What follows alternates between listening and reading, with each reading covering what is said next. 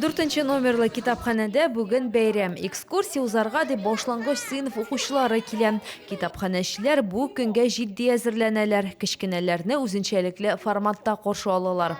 Бүген китапхана безгә кунакка 10нчы мәктәптән 1нче класс балалары экскурсияга килделәр. Без аларны шушылай матур итеп костюмнар киеп каршы алабыз. Сөембике урамындагы 59-нчы йортта урнашкан китапханәнең тарихы бай. Ул 1965 елда ачыла.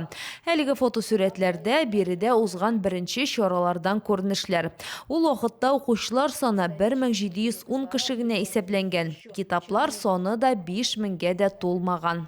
Безнең китапханәбездә әле тагын менә шушындый иске 1913 елгы Тургеневның китабы бар.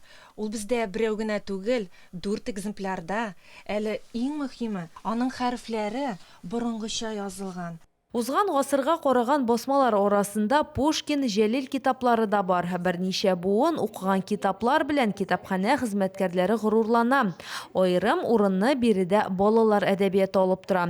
Китапханәчеләр яшь буында китапка мәхәббәтне тәрбияләүгә зур көч бирә. Килүчеләр сонына карасаң, эшләре уңышлы бара. Рошния Сибатова, Вера Муратова, Рафаэль Ракыйпов, НТР яңалыклары.